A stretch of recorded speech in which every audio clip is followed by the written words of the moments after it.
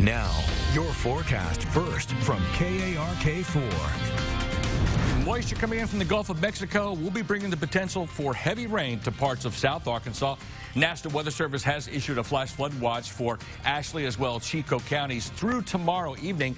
Otherwise, that moisture will continuing to move into Arkansas. Some of that rain could be heavy at times. It looks like there'll be enough moisture around here to when a cold front moves through from the northern plains tomorrow afternoon.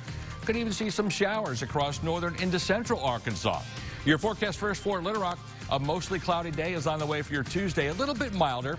Here in central and in north Arkansas, about a 30% chance of showers, maybe a thunderstorm, 60% chance south. We're going to see high temperatures in the low 70s. KARK4 News at 10 starts right now.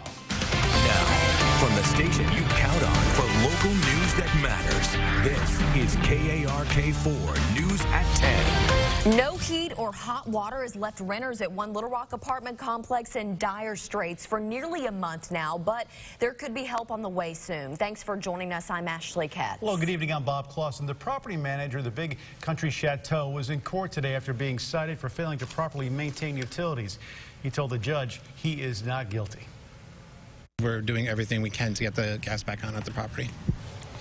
People who live at the complex are beyond frustrated, to say the least. They haven't had gas for nearly a month now. KARK4's Rochelle Turner working for you tonight. She's joining us live with more of the details in today's hearing. Rochelle, what did we find out about all this? Well, Bob and Ashley, good evening to you. Crews were out here working on this gas line today, and this is exactly what it has looked like the past 3 weeks here at Big Country Chateau Apartments, because residents, as you mentioned, have been living without hot water and a hot meal. They told me that they're simply fed up, and now they're starting to get worried because the temperatures are starting to drop. I'm feeling very disappointed, very angry. People leaving the Little Rock Environmental Court Monday upset. We're not getting no answers. We still getting the runarounds. Since September 16th, people at the Big Country Chateau Apartments living without gas. I have to pay $40 a day just to eat. The complex owned by Integra Affordable Management based in Chicago. We spoke to the manager, Andrew Swinkoski, after his court hearing. He pleaded not guilty for failing to install and maintain utilities at the complex. We're hoping to get the entire property re-inspected by the end of this week and gas on by the end of this week. At this moment, the main line has passed, 5 buildings have passed, and we're calling for inspection on 2 additional buildings today. I don't believe that. They've been saying that for the last month, that they're going to try to get it fixed. I asked Swinkoski what caused the gas to be shut off for so long. These are issues that have to do with the piping themselves, and we're working through it with the contractors. People at the complex tired of playing the waiting game. Trying to run back and forth from house to house, getting kids prepared for school and hot baths and trying to basically get them situated is stressful. Hoping the gas is restored soon. It'll shock me if it come on this week. I doubt it very seriously because they're not doing anything to try to get it together. Now, I also spoke to the manager and asked him why no one was answering the phone calls at the front office. He told me that staff is there to answer any calls, any questions people may have. He also noted today that once the gas is resolved, he is going to work with people to compensate them for the problems they've been having these past few weeks. He's expected to be in court on October 28th. Reporting live in Little Rock, I'm Rochelle Turner, KARK4 News. Back to you. Thank you, Rochelle. A reminder, this story all began from a member of the community contacting our Working For You team. We're here to help. If there's something you think deserves a deeper look, let us know. You can give us a call or send us an email. You can remain anonymous. Police in Pine Bluff trying to find out whoever murdered a well-known businessman, then left his body inside a vacant apartment. Officers got the call just after noon today to an apartment near the intersection of 10th Avenue and Hazel Street. Susan Alcori went out there tonight, and she wanted to find out what else she could learn about this murder and if they are any closer to a suspect. Susan. Well, Bob, we know the victim here is 69-year-old Richard Ratliff, and he owned that apartment building this happened at. It's actually one of several income properties he has in the city. Employees tell me their boss was supposed to be showing an empty unit today. They say one of their coworkers stopped by to help and found Ratliff's body. Police say Ratliff died before help got there, and whoever did it ran off. I did talk to one employee who calls this a sad reality in his city.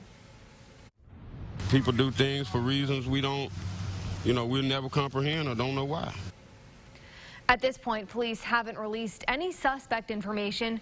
Several people living at the building tell me Ratliff was a good landlord and helped give them a place to stay when they were down on their luck. So they're just hoping whoever did it will turn themselves in. Back to you. All right, Susan, thanks very much. The board for the East Pulaski County Fire Department has unanimously voted tonight to not reinstate a volunteer firefighter who's accused of scamming people in Monticello. We first told you about Lareco Walker on Friday when he was arrested selling raffle tickets in Monticello while wearing an East Pulaski County Fire Department shirt. Walker says he was hosting the fundraiser as a member. According to Walker, he tried to get the fire department to hold the fundraiser, but they declined. The fire chief says the only time he heard about the fundraiser was when Walker was taken into custody. So I choose to wear my uniform so they can identify that I am a firefighter doing the fundraiser. He never brought it up to anybody on the fire department, so we could not be interested in it if we didn't know about it. Walker is planning on fighting the 60 counts of theft by deception he is facing. The investigation into a multi-state illegal adoption scheme continues as a victim in Arkansas has given birth following the bombshell indictment. A federal investigation revealed Paul Patterson would be recruiting, then transporting and paying dozens of Marshallese women to give up their babies for adoption in the U.S. He practiced law here in Arkansas. According to Josh Bryant, an attorney who's serving as lead counsel on the civil suit filed against Peterson, so far 19 pregnant women have said they worked with Peterson's office, and Bryant believes more will come forward. Our response was, you know, half of me wants to cheer and half of me wants to cry, just because of how messed up this whole situation is. Bryant says so far no one has requested reversing an adoption. He also says the Department of Human Services will take in the babies who aren't yet matched to a parent.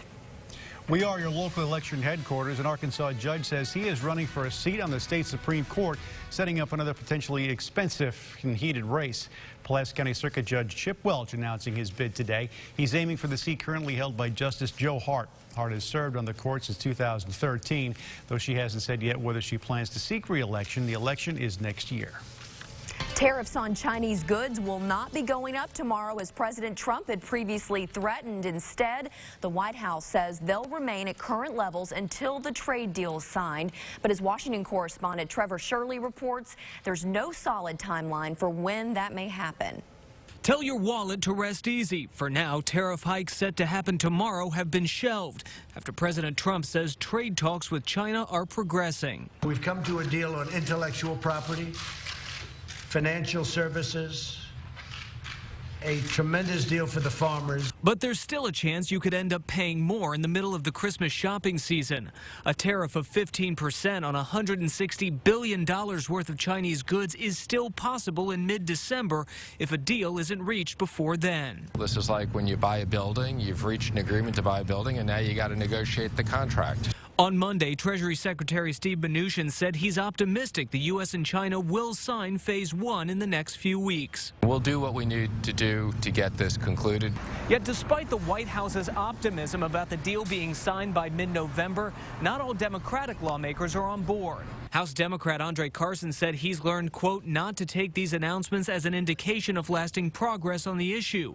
He said he wants to see a real agreement that provides economic stability. White House officials say it's just the details that need to be worked out. This document is substantially done. We made a lot of progress. But the Chinese say there's still substantial work ahead. In Beijing today, the Chinese Foreign Ministry says it hopes the U.S. can meet China halfway. Reporting in Washington, I'm Trevor Shirley. The news on a possible deal was well received by the markets. On Friday morning, the Dow rallied up 400 points following the announcement. Well, the wait is nearly over. Trader Joe's fans, get ready in Central Arkansas. That's right. Today, the grocery store announced the opening date for their much-anticipated Little Rock store. When will they open? We'll give you the scoop. Plus, it's unhealthy. Parents need to, like I said, get more and more involved in their lives. concerns over vaping at schools across the country tonight. More than a dozen students in one Arkansas district have been busted for vaping. Coming up, what school leaders are now doing about it. And it may have been a sunny start, but it was a cloudy finish to the day for most places in Arkansas. Here in Little Rock, 44 was the morning low, 69 the afternoon high. Our average is 76 for this time of year. We're going to see more clouds around tomorrow and the possibility of some rain. The details are straight ahead. You're watching KARK4 News at 10 with Ashley Katz, Bob Clausen, Chief Meteorologist Keith Monahan, and Drew Wayman with your Pig Trail Nation report.